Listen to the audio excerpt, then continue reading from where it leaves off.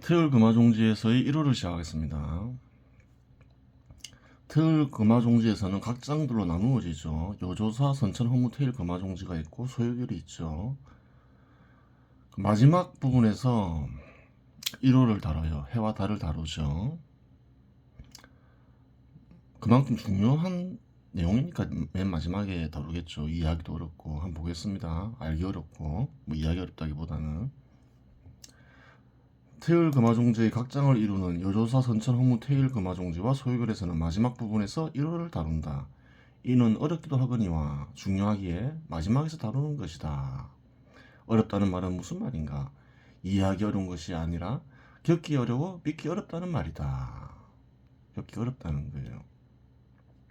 중요하다는 말은 무슨 말인가? 배우고 익힘의 목적이 간직되어 있기 때문이다. 1월 속에 배우고 익힘의 목적이 간직되어 있다는 거예요. 더 엄밀하게 얘기하면 1월 청강이죠. 그러한 이유로 해와 다른 언급한 부분만 따로 떼어서 살펴보고자 한다. 집중해서 좀 볼 필요가 있다는 거예요. 보겠습니다. 한 번 열리면 영원히 열린다. 뭐 열리는 게 있다는 거죠. 뒤에 나오겠지만 두 개의 문이 열린다는 말이죠. 이 공법 배우고 익히는 법은 존성 그래요. 정성을 보존한다는 두 단어에 달려있다. 예전에 설명했죠. 정성은 얼을 보존한다. 얼이 뭐냐 이렇게 되는 거죠. 얼은 빛이라 했죠. 나중에 살펴보겠죠. 제자 존성묘용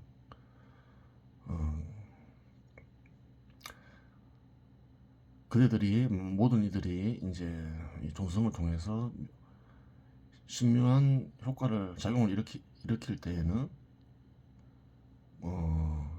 상류, 결중, 첩결 비결 중에서도 아주 빠른 지름길이 되는 비결이 있다. 만년방아 지식 모든 인연을 내려놓고서 유용 범천 있자. 범천 그래요.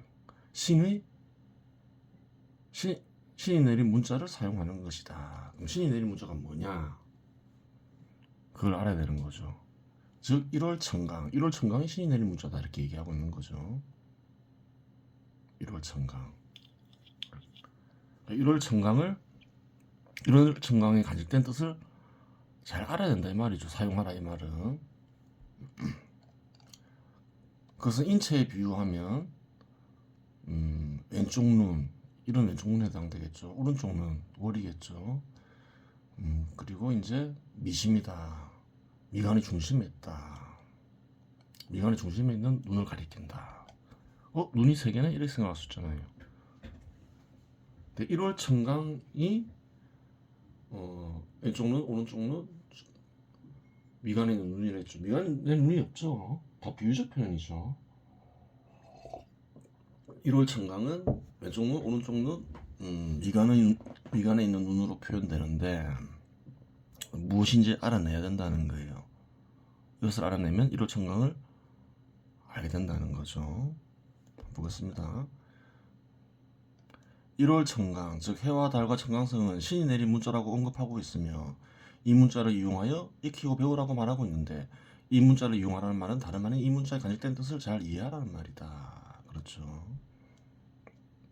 선천신인 개구산모 세 개의 눈을 사용하였다. 선천신인은 다름 아닌 어떤 신과 통한이를 가리키죠. 두모네조시야 뭐 두모네조 뭐 예를 들었지만 뭐 그런 이 중에 하나라 보면 된다 이 말이죠. 그래요. 인지 수련 미심 사람이 미심 그래요. 미간 중심에 있는 눈을 사용하면 열면 소위 소개지목 열 수 있는데 뭐 그런 문을 가리켜서 천목이라고 부른다. 미간 중심에 있는 눈 다 비유적 표현이죠. 천목은 앞의 말에 따르면 이제 청강에 해당되는 거죠. 청강 청강성이 빛나야 된다, 천목을 열어야 된다, 다 같은 말이죠. 그래요. 이자 중점, 중점 존재. 그래요. 중간에 있는 점을 미심에 두고 점, 이렇게 점으로 생각할 수도 있는 거죠. 눈으로 그렸지만 그 중간에 있는 점은 이거가 되는 거죠. 미간 중심에 있는 눈. 왼쪽 눈은 왼쪽 점은 왼쪽 눈에 두고 오른쪽 점은 오른쪽 눈에 둔다. 그렇게 하는 거죠. 그래요. 청강 1월 청강을 점으로 표시할 수도 있다는 거예요. 눈동자를 둘러싸고 있는 것 빼면 이렇게 점으로 점 3개로 표시할 수도 있겠죠. 그래요.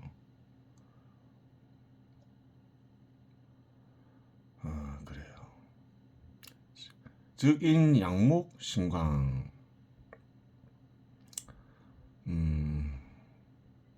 그 두 눈에 있는 빛은 어리라 했죠. 어리, 자득, 회, 미심. 그래요. 중간에 있는 미간 중심에 있는 눈에 모인다. 왼쪽 눈에도 빛이 있고 오른쪽 눈에도 빛이 있다. 근데 이 빛이 새로운 눈이 생겨나면서 천목이 생긴다 했죠. 그래요. 이쪽으로 다 모인다. 이건 거예요. 해와 달과 청광성은 왼쪽 눈, 오른쪽 눈, 미간에 있는 눈을 가리키는데, 미간 중심에 있는 눈을 가리키는데,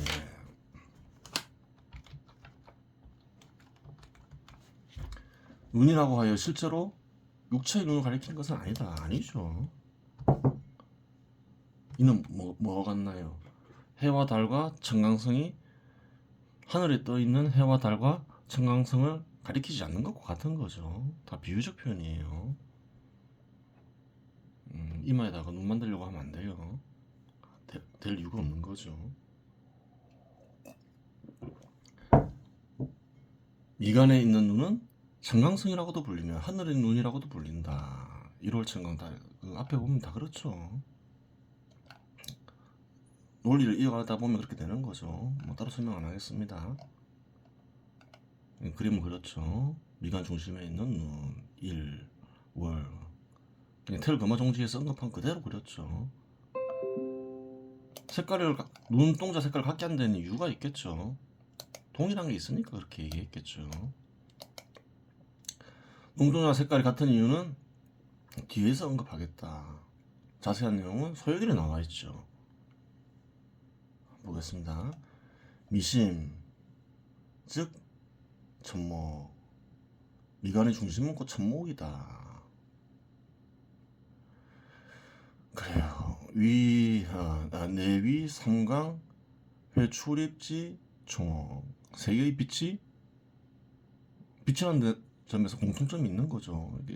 그래요. 이 세 개의 빛은 또 무엇이냐 알아봐야 되겠죠.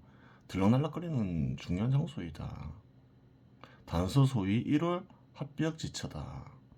해와 달이 합쳐졌을 때 생겨나는 곳이다. 해와 달이 또 뭔지 알아야 되겠죠. 사람이 능히 세 개의 눈을 사용할 수 있으면 범위, 자연, 그래요. 세 개의 눈을 이렇게 뭐 범천의 글자를 사용하듯이 범천의 글자를 제대로 사용할 수 있다면 어떻게 되냐?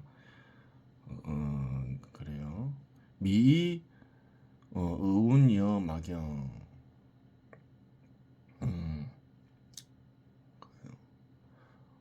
마치 이제 뜻으로 거울을 닦듯이 뜻으로 움직일 수 있다면 여기서 뜻은 뭘까요? 뜻으로 한다 이 말이죠. 천목을 연다 이 말은 뜻으로 한다는 거예요. 여기서 뜻은 아무 뜻은 생각이죠. 아무 생각을 가리키는 게 아니겠죠. 그러니까 어떤 생각을 한다면 삼광, 입치, 미심 세 개의 빛이 그래 미간의 중심에 모인다. 그러면서 하나 뭔가가 생긴다. 천목이 생긴다. 천강이 빛난다. 이 말이죠. 광묘 여일 현장 빛이 막 해가 바로 눈앞에 있는 것처럼 눈부시다. 빛난다. 눈부시게 빛난다. 이 말이죠. 해와 달을 합치는 일이 중요하니까 해와 달이 뭔지 알아야 되겠죠.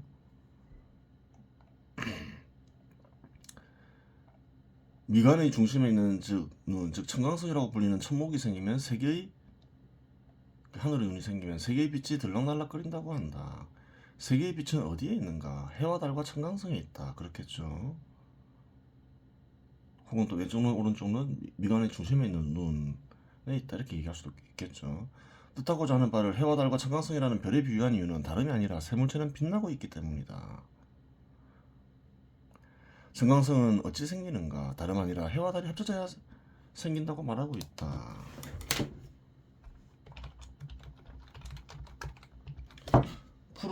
푸르게 보이는 하늘에 떠있는 해와 달이 합쳐질 수 있는가? 그건 아니다. 그럴 수 없는 거죠.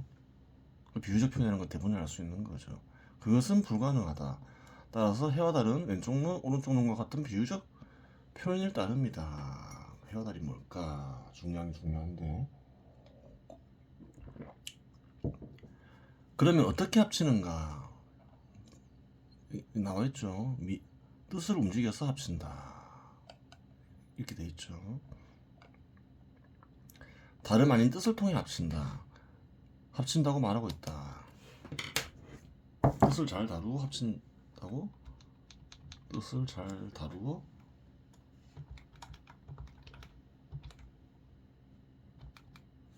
합친다고 말하고 있다.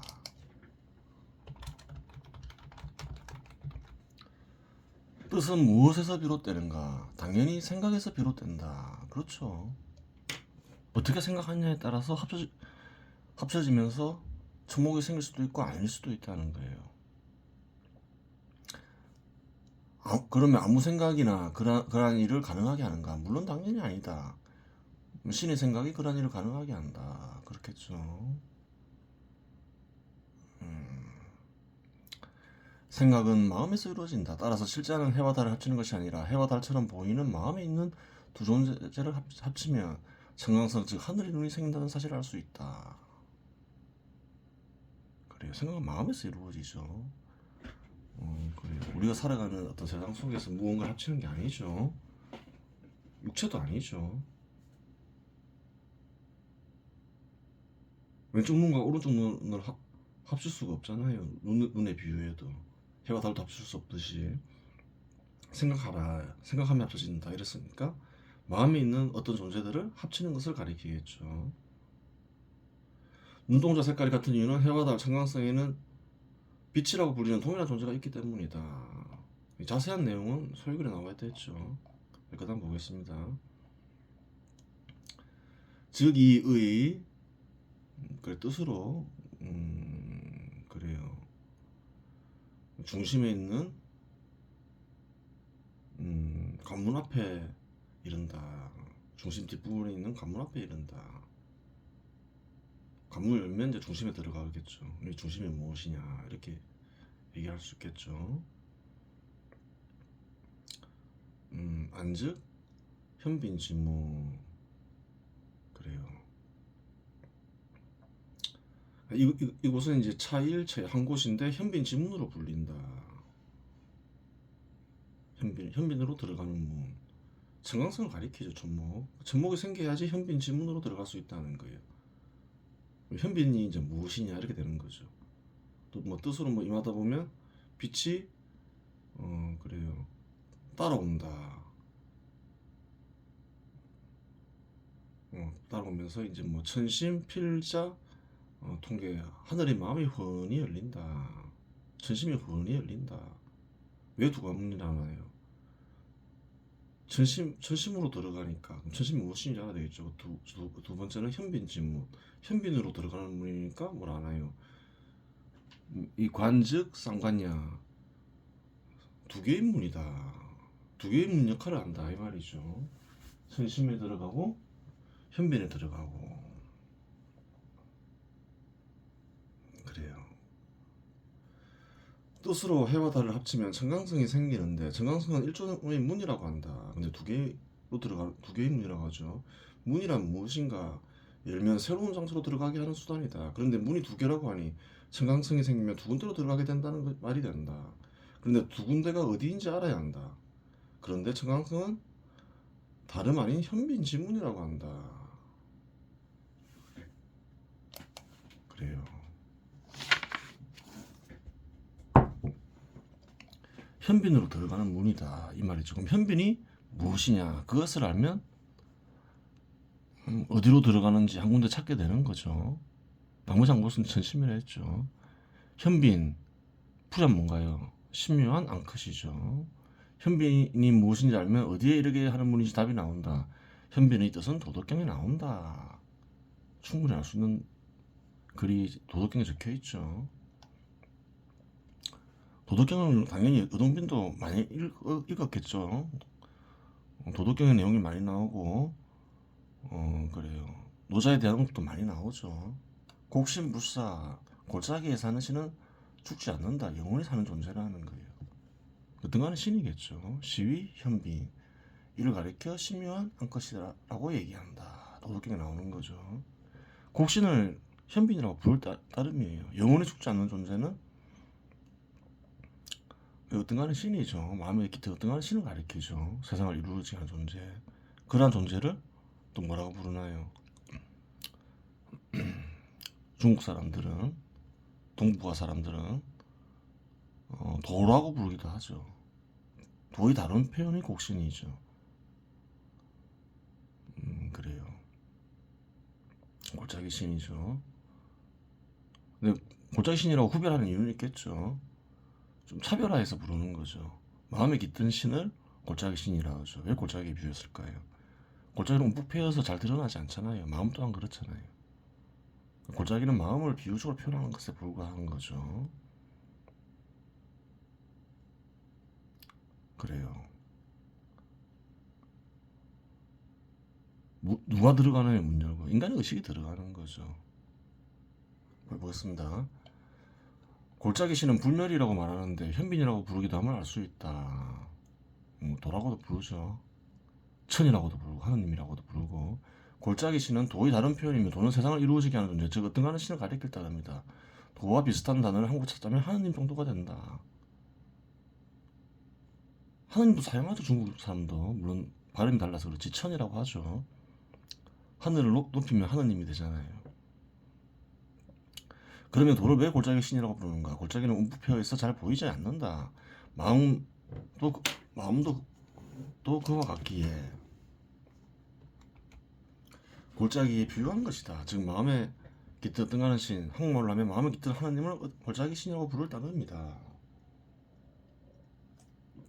골짜기 신의 정체를 알았으니 관문 하나는 해결되었다. 관문을 들어가면 어찌 되는가? 하나님과 하나가 되겠지. 그렇죠 뭐. 달리 얘기하면 하나님을 강림시키는 문이 청강성이 된다. 그렇죠. 문을 열고 들어가 버리면 그렇게 되는 거죠.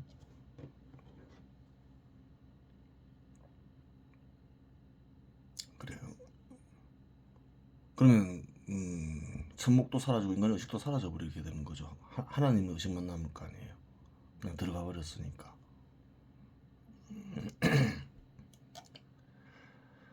그래요. 그러면 다른 하나의 문은 무엇인가? 천심이 훤히 열린다고 하니 천심에 이르게 하는 문이라는 말이 된다. 그 상관이 되는 거죠. 천심이 뭔지 알아야 될 거 아니에요. 천심은 무엇인가? 다름 아닌 하나님의 마음이 된다. 마음은 생각으로 이루어지니 하나님의 마음에 들어가는 이 생각은 하나님의 생각이 되는 것이다. 그래요. 문을 열고 들어갔을 때 얘기인 거죠. 천심이 하나님, 즉 어떤 간의 신의 마음이라는 사실은 다른 걸 보면 알 수 있다. 테러브 마동제 나온다는 거예요. 단을 다루는 글에서 말하기를 정은 물에 해당되고 신은 불에 해당되고 의는 토에 해당된다. 다 풀어인 그러니까 뒤나 보겠습니다. 의토 뜻으로 이루어진 땅. 뜻으로 이루어진 땅은 뭔가요? 마음이잖아요. 뜻으로 이루어진 게 마음이니까 토는 마음을 비유적으로 표현한 거 있을 따름이죠. 이 의토, 이 마음이라는 것은 뜻으로 이루어진 땅이라는 것은 천심이다. 하늘의 마음이다. 등간의 신의 마음이다. 이렇게 되는 거죠. 그래요. 다 그대로 풀이한 거예요. 뜻으로 이루어진 땅은 천심이라고 한다. 뜻으로 이루어진 땅은 무엇인가? 뜻으로 이루어진 것은 마음이다. 그렇죠. 생각으로 이루어지는 것은 마음이다. 이렇게 써도 되죠. 땅은 마음의 비유적 표현의 다름 아니다. 천심은 문자에 간직되듯 그대로 번역해도 하나님의 마음이 된다. 천심을 그대로 풀이해도 하나님의 마음이잖아요. 마음 심자, 하늘 천자. 하늘을 하늘의 마음이라 하지 않고 하늘을 한국식으로 높이면 하느님의 마음이 되는 거죠. 두 관문에 대한 얘기를 하였으니 해와 달의 정체도 밝혀진다. 현빈에게 들어간다 했죠. 그럼 현빈은 뭔가요? 골짜기 신이라고 했잖아요. 골짜기 현빈 지문이라 했으니까 그 마음에 깃든 하느님이 되고 다른 뭐가 되나요? 하나님과 합쳐지는 존재가 되겠죠. 인간의 의식이 되는 거죠. 하나님과 인간의 의식이 합쳐지는 과정에서 하나님과 인간의 의식이 합쳐지는 과정에서 무엇이 생길 수 있나요? 이간 중심의 눈이 하나 생길 수 있다는 거예요. 그것을 이제 천목이라고도 부르고 청강성이라고도 부르는 거죠. 금단이라고도 부르고 황금꽃이라고도 부르고 이런저런 단어들을 부르죠.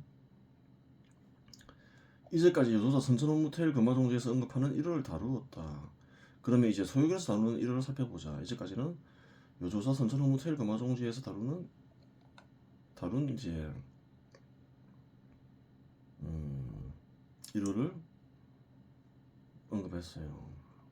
소유결에서 보면 이 눈동자에 대한 설명이 잘 나와 있어요. 그래서 합쳐서 보면 이제 완전하게 알게 되는 거죠. 1월 원시일물 해와 달이라는 것은 원래는 하나다. 하나의 물건이다. 인간의 의식과 어떤 간의 신은 원래는 하나다. 원래 하나다 이렇게 얘기하고 있는 거예요. 어떻게 된 것인가 봐야 되는 거죠. 기일중지 앙굴, 해 속에는 어두운 굴이 있다는 거예요.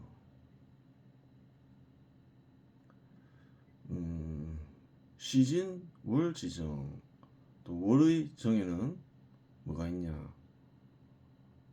월 굴이 있는데 달에는 굴이 있는데 이건 달에 속한 것이 아니라 해에 속한 것이다. 앞에서 다 이제 풀었으니까 이해할 수 있어야 되죠. 인간의 의식 속에 뭔가 있다는 거예요. 굴 같은 게 있다는 거예요. 그거를 가리키겠죠. 근데 이것은 뭐 달에 있는 것이 아니라 해에 있는 것이다. 어떤가는 신에 속해 있는 것이다. 이렇게 얘기하는 거죠.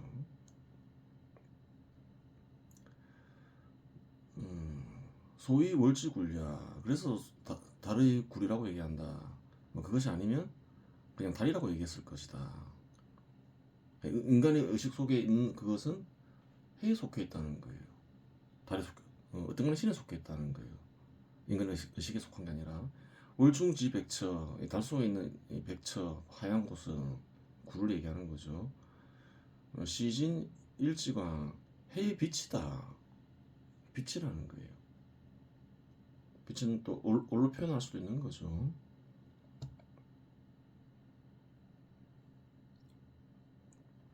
일광 반지월중, 해 속에 있는 또 뭔가가 있다는 거예요. 해의 빛, 일광은 월 속에 있다는 거예요. 소위 천지근진한다. 그래서 하늘이 뿌리라고 한다. 근데 좀 이상하잖아요. 빛은 방금 어디에 있다 했나요? 해에 있다 했잖아요. 근데 여기서는 또 뭐라 하나요? 해에 있는 빛은 또 달에 있다잖아요. 그럼 빛은 달에 있는 거냐 해에 있는 거냐 이렇게 되잖아요. 근데 앞에서 1월은 한 대상이라 했죠. 하나에서 비롯된 것이다. 추리를 해볼 수 있는 거죠. 어떻게 그게 가능한가. 한 번은 달에 있다고, 한 번은 해에 있다고. 불련지 저거의 그래요. 천지근이다 이렇게 하죠. 그래요.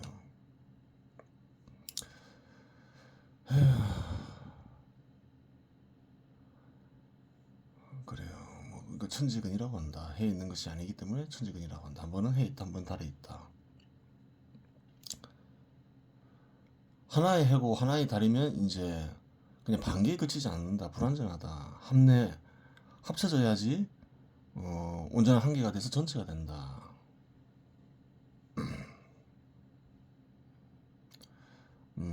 이거 뭐 부부가 사는데 떨어져 살면 독거하면 가정을 이루지 못하는 것과 같다. 합쳐져야지 완전해진다. 부부가 있어서 그래요. 뭐 함께 해야지 뭐 하나의 가정을 이룬다.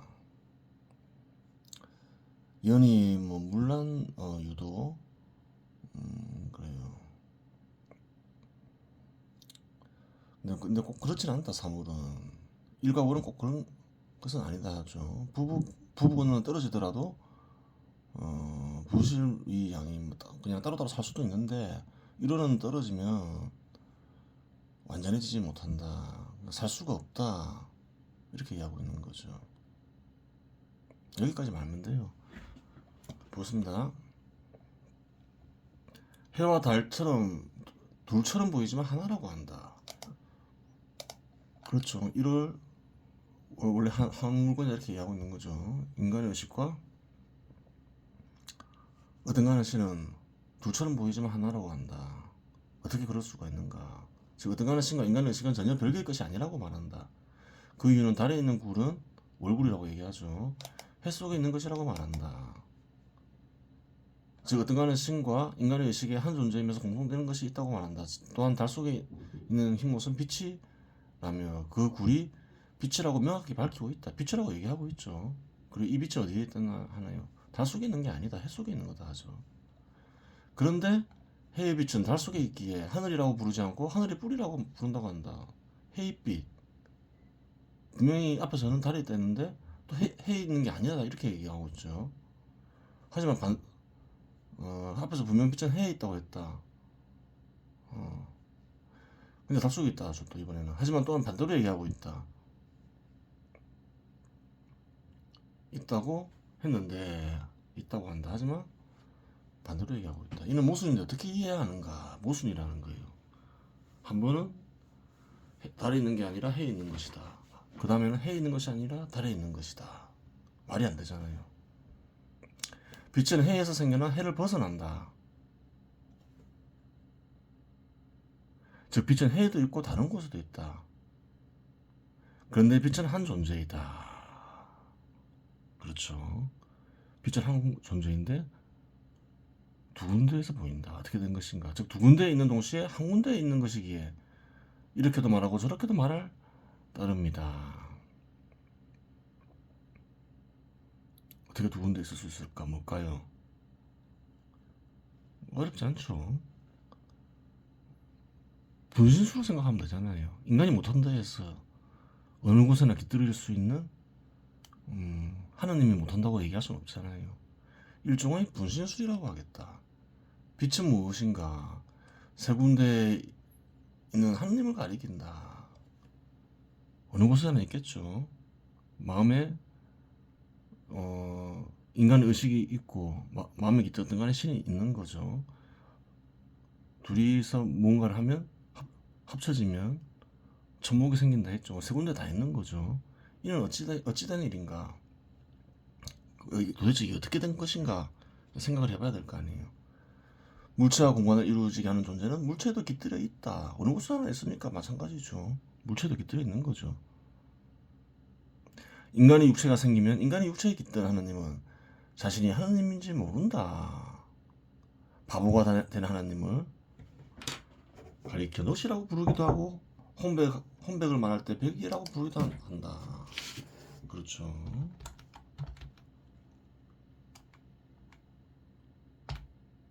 백이 생긴 이유를 알아야 될 거 아니에요. 기억을 상실하고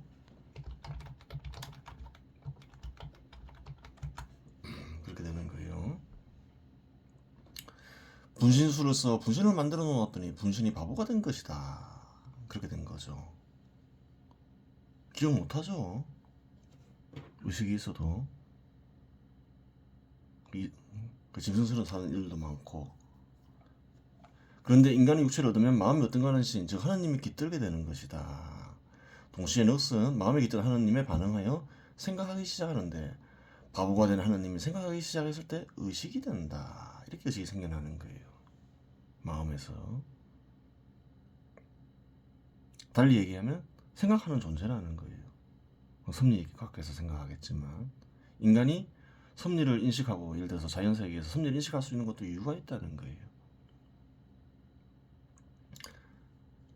의식이 된다. 그러면서 나는 누구일까 하면 출생의 비밀을 찾게 된다. 그럴 수 있는 거죠. 그런 이들도 있는 거죠. 그러면서 점점 똑똑해지면 본래의 하나님, 즉 혼이라고 불리는 올로 되돌아간다. 빛이라고도 불리죠. 어느 정도 본래의 하나님으로 돌아가면 마음에 깃든 하나님과 합치는 행위를 하게 된다. 합쳐질 수 있게 된다. 근데 완전한 합치면 아니겠죠. 섹스에 비유할 수 있는 거죠. 한 사람이 되는 건 아니니까. 호랑이가 개와 섹스하겠는가? 개가 원숭이와 섹스하겠는가? 사람은 사람과 섹스하는 것이다. 마찬가지로 바보가 되는 하나님은 마음에 깃든 하나님과 섹스할 수 없다. 본래의 하나님으로 돌아갔을 때 비로소 섹스할 수 있는 것이다. 섹스를 하면 아이가 생긴다. 그 아이가 뭘까요? 청강성이라는 거예요. 전모. 그 아이는 다름 아닌 항공꽃이라고도 불리고 금단이라고도 불리는 청강성이다. 그렇죠. 그렇게 되는 거였죠. 섹스로 끝이 나겠는가? 그 아이는 또 뭐라 했냐면 눈이라고 했죠. 섹스하는 분신 하나님은 분신 노릇 그만하자라고 생각하게 된다. 그렇죠. 분신을 끝낼 수 있는 거죠. 문을 열고 들어가 버리면 완전히 하나가 되니까. 섹스하는 거는 합쳐지긴 합쳐지지만 완전히 하나가 된 건 아니잖아요.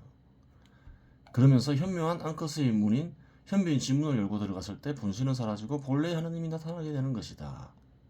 이러한 결론은 겪어야 할 수 있는 것이니 배우고 익히면서 겪은 뒤 판단하기 바란다. 그렇죠.